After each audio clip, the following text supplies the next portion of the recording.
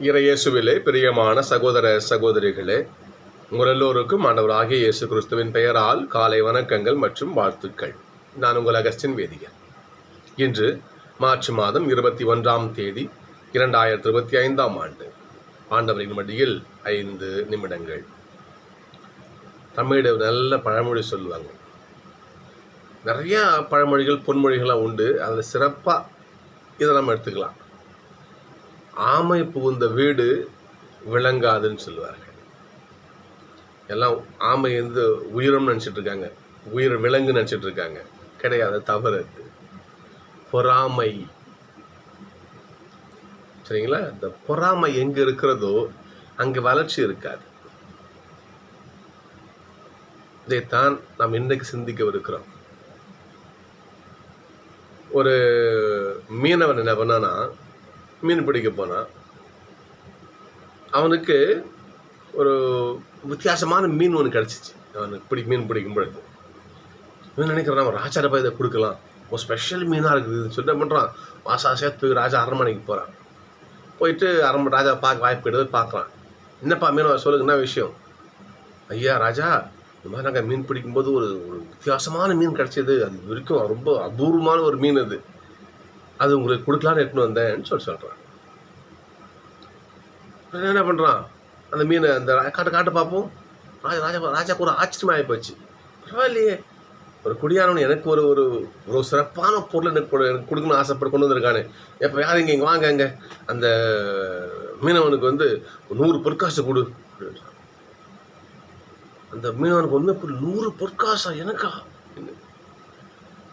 உன்னை பக்கத்தில் இருக்க என்ன பண்ணுற அவருடைய அமைச்சர், ஊருக்கா பிச்சைக்கார பையன் 100 பொற்காசு கிடைக்குதா?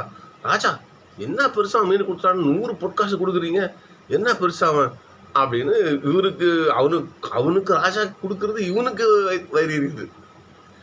உடனே இவர் என்ன பண்ணுறாரு, மீனவன் சொல்கிறான், ஐயா மந்திரி ஐயா அவர்களே, மீன்களிலே ஆணினம் உண்டு பெண்ணினம் உண்டு. நான் இந்த மீன் இருக்குது, இரண்டுக்கும் இடைப்பட்ட ஒரு ஸ்பெஷல் ஒரு படைப்பு. இது ஆணும் அல்ல பெண்ணும் அல்ல, ஒரு சிறப்பான ஒரு மீன் சொல்கிறான். ராஜாவுக்கு இன்னும் அதிசயமாகுது. இப்படிப்பட்ட ஒரு அரிய மீனையா எனக்கு பரிசாக கொடுக்க நீ கொண்டு வந்த, என்ன உன்னுடைய மேலே ஒரு அன்பு. டாய், இன்னும் 100 பொற்காசு கூட உனக்கு அப்படின்ட்டு.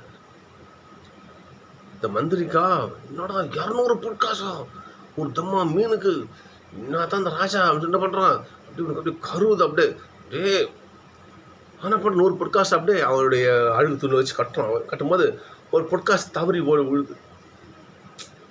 தவறி போயிட்டு விழுது. அதை எடுக்க அவன் ஓடுறான். இவன் என்ன பண்ணுறான், இன்னும் அவனுக்கு மந்திரிக்கு தாங்கலை. இரு நான் 200 பொற்காசு ராஜா கொடுத்தாரு, இதை ஒன்று தான் நான் போட்டு விட, அதை போய் பொறுக்க போகிறேன் அப்படின்னு சொல்லிட்டு இந்த மந்திரி சொல்கிறார். அதுக்கு அந்த மீனவன் சொல்கிறான், ஐயா நான் அந்த பொற்காசுக்காக ஆசைப்பட்டு நான் இதில் போய் அந்த காசை தேடி எடுக்க போகல. அந்த பொற்காசு ராஜாவுடைய உருவம் இருக்குது. யாராவது மிதிச்சாங்கன்னா ராஜாவுக்கே எவ்வளோ ஒரு அவமானம் இல்லையா? ஆனால் அந்த ராஜா குறித்து அந்த காசை கீழே போடக்கூடாதுன்னு நான் எடுக்க போகிறேன் அதை சொன்னான். ராஜா பார்க்க, ஐயோ இப்படிப்பட்ட ஒரு குடிமகனா எனக்கு, அங்கே இன்னும் 100 பொற்காசு கொடுங்க. நாம் எந்த அளவுக்கு ஒருவரை நாம் பொறாமையால் அழுத்தி வைக்கிறோமோ மேலும் மேலும் ஆசை கூடிக்கொண்டு தான் இருக்கும். சகோதரர்களே, இன்றைக்கான 2 வாசகங்களும் தான் சொல்லுது. சூசையை அவருடைய சகோதரர்கள் என்ன பண்ணுறாங்க, எகிப்துக்கு வித்துடுறாங்க. இதனால் பொறாமையா. யாக்கோபு சூசைக்கு கடைக்குட்டி புள்ள ரொம்ப பாசம் பார்த்துக்கிறார்.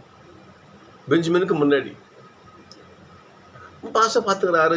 சின்ன பிள்ளைன்னு அவருக்கு தனியான ஒரு அங்கீத்தை செஞ்சு கொடுத்து ரொம்ப சின்ன பிள்ளை இல்லையா, செல்லமாக பார்த்துக்கிறாரு.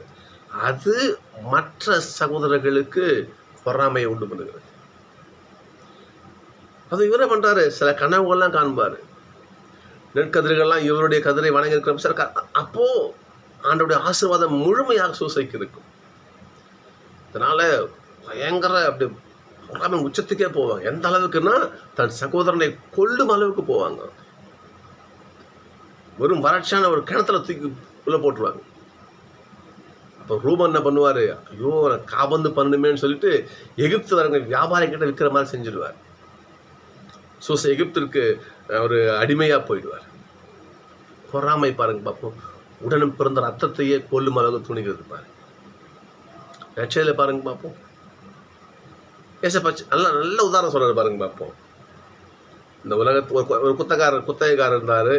அவங்க தாஷ் தோட்டம் ஒன்று இருந்துச்சு. இவர் ஒரு குத்தக்காரனை விட்டுட்டு அவர் முதலாளி போயிட்டாரு.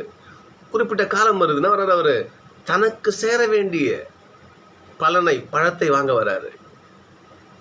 இந்த திராட்சை தோட்டம் என்னோட இது, உங்ககிட்ட ஒப்படைச்சேன் நான், அவருடைய பலனை கொடுங்க இருக்குன்னு கேட்டு வருகிறார். பலனை கொடுக்க வேண்டியது தானே, இருந்தால் கொடுத்துருப்பாங்கல்ல, கொடுக்கல. என்ன பண்ணுறாங்க பாருங்க பார்ப்போம். நைய புடைத்தார்கள், கொலை செய்தார்கள். அங்கே வார்த்தை கவனம், கொலை செய்தார்கள். என்ன பண்ணுறாங்க, ஒருவரை கல்லால் எரிந்து விரட்டினார்கள். கடவுள் இந்த உலகத்தினுடைய முதலாளி. இந்த உலகத்தை யார்கிட்ட ஒப்படைச்சிருக்கிறாரு, அவங்ககிட்ட பலனை கேட்க வராரு. அவங்க என்ன பண்றாங்க, அவரை நைய புடைத்தார்கள், கொலை செய்தார்கள். தன்னுடைய இடத்திற்கு அவருடைய பலனை கேட்டு வராரு. நல்லா கவனிக்கணும்.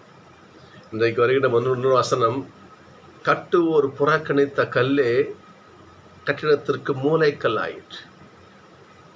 ஏசப்பா ஆண்டோடைய இறையாட்சி எங்கேயும் அறிவிக்கிறார். மக்களுக்கெல்லாம் அன்பையும் ஆசிரியம் அருளி கொடுக்கிறாரு.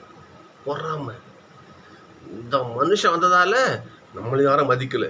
சதுசேயர், பரிசேயர், தலைமை குருக்கள், மறு அறிஞர்கள் எல்லாம் அப்படியே பொறாமைத்தி நெருப்பில் பொங்கி அப்படி எரியுது அப்படியே உள்ள. ஏன் இப்போ மட்டும் இவ்வளோ மக்கள் செல்வாக்கு பெற்றிருக்காரு. நல்லது செய்கிறாரு, அன்பு போதிக்கிறாரு, தந்தையாக கடவுளுடைய பாசத்தை பெற்று கொடுக்கிறாரு. அப்புறம் நம்ம அன்பு அங்கே தானே போகும். நீங்கள் வெள்ளையடைக்கப்பட்ட கல்லறைகள் நீங்கள் மக்கள் இப்படி உங்களை நம்புவாங்க. இதனால் பெரும் பொறாமை. இன்ன நேரத்தில் பாருங்க பார்ப்போம், அவரை கொன்றுவிட முயற்சி பண்ணாங்க. பைபிள் இருக்கும் பாருங்க, எந்த அளவுக்கு இயேசுவை கொலை செய்ய என்ன பண்ணுறாங்க, அவங்க துணிந்து செல்கிறார்கள். சகோதரர்களே, பைபிள் ஒரு வார்த்தை உண்டு. இந்த பொறாமைங்கிறது ஒரு வியாதி மாதிரி, அது ஒரு நோய். அது சாலமோன் ஞானத்தில் 6:22 இவ்வாறு சொல்லப்பட்டிருக்கும், பொறாமை எனும் நோயில் நான் சிக்கிக்கொள்ள மாட்டேன். ஏனென்றால் அந்த பொறாமை ஞானத்தோட சேராது. பொறாமைக்கு ஞானத்திற்கும் தொடர்பே இருக்காது. நான் ஞானி, ஆண்டோடைய அருளை பெற்றிருக்கிறேன், பொறாமை இருந்தால் அங்கே ஆண்டோடைய ஆசை ஞானம் இருக்காது. அங்கே எல்லாம் வச்சுக்கணும். சாலமோன் ஞானம் 6:22, பொறாமை எனும் நோயில் நான் அகப்பட்டு சிக்கிக்கொள்ள மாட்டேன். பொறாமை என்பது ஒரு நோய். எப்படி குடியை கெடுக்கும் அப்படின்னு சொல்கிறாங்களோ, அந்த மாதிரி இந்த நம்மளத்தில் இருக்கிற இந்த பொறாமை நம்மையே அழித்து விடும். நம்மையே அழித்து குடிச்சவராக ஆக்கிடாது நம்மளை. கட்டுவோர் புறக்கணித்த கல்லே கட்டிடத்திற்கு மூளை கல்லாயிற்று. எந்த சூசையை அவருடைய சகோதரர்கள் விரட்டி அடித்தார்களோ, பொறாமை கொண்டு அவரை விற்று தொலைத்தார்களோ, அந்த சூசைக்கிட்டே போய் சாப்பாட்டுக்கு கையேந்துவாங்க. கடவுள் நம்ம விட்டுற மாட்டார். ஒரு புறக்கணித்த கல் தான் அங்கே மூளைக்கு அச்சாணி கல்லாக நிற்குது. அந்த சூசையை கொண்டுதான் அவர்கள் எகிப்திலே கொலுச்சுவார்கள் என்று இன்னைக்கு நட்சத்திரம் பாருங்க பார்ப்போம். இன்னைக்கு இயேசுவை பார்த்து அப்படி வயிற்றுச்சல் அவங்க பாருங்க பார்ப்போம். இவனை எப்படி பிடிக்கலான்னு காப்பாது. இப்போ ஒன்று ஒழிச்சா அவனு என்ன பண்ணுறாங்க, முயற்சி பண்ணுறாங்க. ஆனால் அவரை மக்கள் இறைவாக்கினர்னு நம்புறதால என்ன பண்ணுறாங்க, அவர்கிட்ட பயப்படுறாங்க, அஞ்சினார்கள்.